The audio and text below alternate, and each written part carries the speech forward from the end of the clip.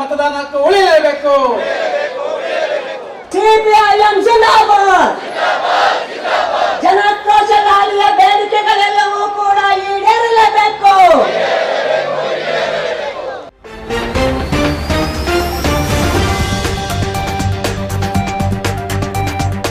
ಸುದ್ದಿಗಾರ ಈಗ ನಿಮ್ಮ ಕೇಬಲ್ ನೆಟ್ವರ್ಕ್ನಲ್ಲಿ. ಬೆಂಗಳೂರು ಮಹಾನಗರ ಅದು ಬೃಹತ್ ನಗರವಾಗಿ ಬೃಹತ್ ಸಮಸ್ಯೆಗಳ ಆಗರವೂ ಆಗಿಬಿಟ್ಟಿದೆ. ಭಾಳಷ್ಟು ದೊಡ್ಡ ಪ್ರಮಾಣದ ಒಳಗಡೆ ಬಡ ಜನರ ಬದುಕನ್ನು ನಾಶ ಮಾಡ್ತಾ ಇದ್ದಾರೆ. ಕಾರ್ಮಿಕರುಗಳು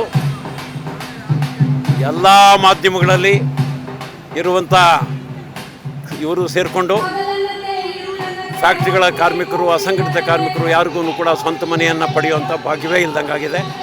ಬಾಡಿಗೆಗಳು ವಿಪರೀತ ಏರ್ತಾ ಇದ್ದಾವೆ. ಮತ್ತು ಅದರ ಜೊತೆಯಲ್ಲಿ ಬೆಲೆಗಳು ಜಾಸ್ತಿ ಆಗ್ತಿದ್ದಾವೆ, ಎಲ್ಲ ರೀತಿಯ ಬೆಲೆಗಳು. ಇವೆಲ್ಲದರ ನಡುವೆ ಅವ್ಯವಸ್ಥೆ, ಅರಾಜಕತೆ ಬೆಂಗಳೂರು ನಗರದಲ್ಲಿದೆ. ಇಂಥ ಸಂದರ್ಭದಲ್ಲಿ ಬಡ ಜನರ ಬದುಕು ಬಹಳ ಕಷ್ಟಕ್ಕೆ ಈಡಾಗ್ತದೆ. ಏನೋ ಒಂಚೂರು ಮಳೆ ಬಂತು ಅಂದರೆ ಮನೆಗೆ ಮುಟ್ಟಬೇಕು ಅಂತಂದರೆ 2 ಗಂಟೆ 3 ಗಂಟೆ ಲೇಟ್ ಆಗುತ್ತೆ. ಈ ರೀತಿಯಾದಂಥ ಪ್ರಸಂಗಗಳಿರುವಂಥ ಸಂದರ್ಭದಲ್ಲಿ ಬೆಂಗಳೂರು ನಗರದಲ್ಲಿ ಚುನಾವಣೆ ಮಾಡೋ ಧೈರ್ಯವೇ ಇಲ್ಲ. ಆ ಕಡೆ BJP ಸರ್ಕಾರಕ್ಕೂ ಇರಲಿಲ್ಲ, ಈ ಕಡೆ ಕಾಂಗ್ರೆಸ್ ಸರ್ಕಾರಕ್ಕೂ ಇಲ್ಲ.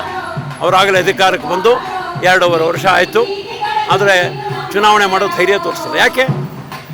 ಜನರನ್ನ ಮುಖಾಮುಖಿ ಆಗೋದಕ್ಕೆ ಹೆದರಿಕೆ. ಯಾಕೆ? ಅಷ್ಟು ಸಮಸ್ಯೆಗಳಿದ್ದಾವೆ.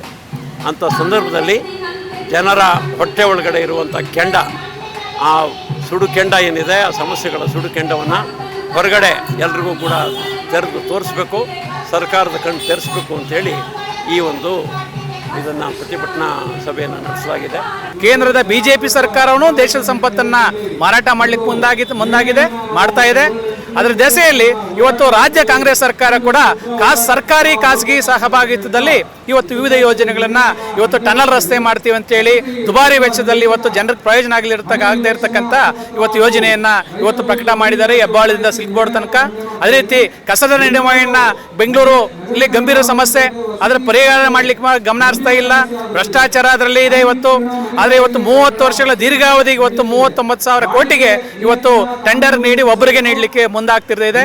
ಈ ರೀತಿ ನೀರಿನ ಶುಲ್ಕ ಹೆಚ್ಚಳ, ಕಸದ ಶುಲ್ಕ ಹೆಚ್ಚಳ, ಬಿ ಖಾತೆಯಿಂದ ಎ ಖಾತಾ ಬದಲಾವಣೆಗೆ ಶುಲ್ಕ, ಈ ರೀತಿ ವಿವಿಧ ಶುಲ್ಕ ಹೆಸರಲ್ಲಿ ಜನರ ಮೇಲೆ ಹೊರೆ ಆಗ್ತಾ ಇದೆ. ಮತ್ತೆ ಮನೆ ಬಾಡಿಗೆ ನಿಯಂತ್ರಣ ಮಾಡಲಿಕ್ಕೆ ಗಮನ ಹರಿಸ್ತಾ ಇಲ್ಲ. ಇವತ್ತು ಜನರ ಕೂಲಿಯನ್ನು, ಆದಾಯವನ್ನು ಹೆಚ್ಚಳ ಮಾಡಲಿಕ್ಕೆ ಗಮನ ಹರಿಸ್ತಾ ಇಲ್ಲ. ಹಾಗಾಗಿ ಇಂಥ ಎಲ್ಲ ಸಮಸ್ಯೆಗಳಿಗಾಗಿ, ಜನರ ಬೇಡಿಕೆಗಳಿಗಾಗಿ ಇವತ್ತು ಸರ್ಕಾರವನ್ನು ಒತ್ತಾಯ ಮಾಡಿ ಇವತ್ತು ಜನಾಕ್ರೋಶ ಸಮಾವೇಶ ಹಮ್ಮಿಕೊಂಡಿದ್ದೀವಿ. ಈಗಲಾದರೂ ಜನ ಬೇಡಿಕೆಗಳಿಗೆ, ದುಡಿಯೋ ಜನರ ಬೇಡಿಕೆಗಳಿಗೆ ಸರ್ಕಾರ ಸ್ಪಂದಿಸಬೇಕು. SIR ಇವತ್ತು ಹೆಂಗಾಗಿದೆ ಅಂತ ಹೇಳಿದ್ರೆ, ಇವರು ಮಾಡ್ತಾ ಇರುವಂಥ ವಿಚಾರ ಸಾಕಷ್ಟು ಜನರಿಗೆ ಗೊತ್ತೇ ಇಲ್ಲ. ನಾವು ಕೂಡ 1 ತಿಂಗಳ ಕಾಲ CPIM ಪಕ್ಷ ಒಂದು ಕರಪತ್ರವನ್ನು ಮುದ್ರಿಸಿ ಬೆಂಗಳೂರಿನಲ್ಲಿ ಒಂದು ಪ್ರಚಾರವನ್ನು ಮಾಡಿದ್ದೀವಿ. ಯಾಕಂದರೆ ಡೋರ್ ಟು ಡೋರ್ ಹೋಗಿ ಅದು ಬೇಕಾಗಿರಲಿಲ್ಲ, ಅದು ತಂದಿದ್ದಾರೆ. ಆದರೆ ನಿಮ್ಮ ಓಟ್ಗಳು ಉಳಿಸ್ಕೊಳ್ಳಿಕ್ಕೆ ನೀವು ಸೀರಿಯಸ್ ಆದಂಥ ಪ್ರಯತ್ನ ಮಾಡಬೇಕು ಅಂತೇಳಿ ಮನೆಗೂ ನಾವು ಪ್ರಚಾರವನ್ನು ಕೂಡ ಮಾಡಿದ್ದೀವಿ. ಆದರೆ ಇವತ್ತು ಏನಾಗ್ತಿದೆ ಅಂತ ಹೇಳಿದ್ರೆ, ಈಗ ನಾನು ಕೂಡ ಅವ್ರ ಜೊತೆಯಲ್ಲಿ ಒಂದಷ್ಟು ಪ್ರಯತ್ನಗಳನ್ನ ಮಾಡಿದ್ವಿ. ಆ ಟೈಮಲ್ಲಿ ಒಂದು ಓಟಿಗೆ, ಒಂದು ಮನೆಯಲ್ಲಿ 1 ಓಟು ಸಿಗುತ್ತೆ. ತಂದೆಯದ್ದು ಸಿಕ್ಕಿದ್ರೆ ಮಕ್ಕಳದಿಲ್ಲ, ಮಕ್ಕಳದ್ದು ಬೇರೆ ಬೂತು, ಆಯಿತಾ? ಈ ರೀತಿಯಾದಂಥ ಸಮಸ್ಯೆಗಳು. BLOಗಳು ಒಬ್ಬೊಬ್ಬರನ್ನ ಬಿಟ್ಟಿದ್ದಾರೆ. BLOಗಳನ್ನ ಅವ್ರ ಕೈಗೆ ಒಂದು 500 ಫಾರಮ್ಗಳನ್ನ ಕೊಟ್ಟಿದ್ದಾರೆ.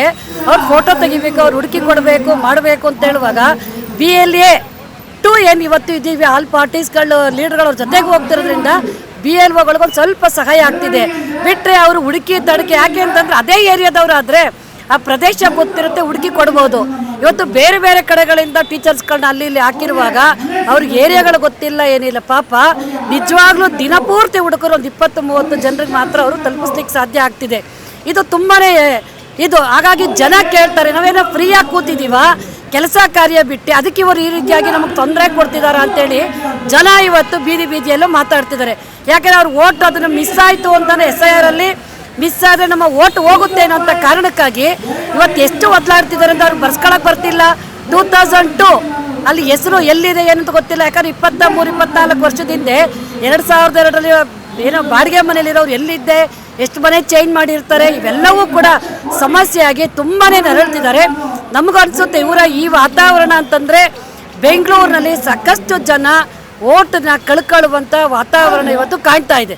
ನಮ್ಮ ಈ ವಿಡಿಯೋ ನಿಮಗೆ ಇಷ್ಟ ಆದಲ್ಲಿ ಲೈಕ್ ಮಾಡಿ, ಶೇರ್ ಮಾಡಿ, ಕಮೆಂಟ್ ಮಾಡಿ ಮತ್ತೆ ಸಬ್ಸ್ಕ್ರೈಬ್ ಮಾಡಿ.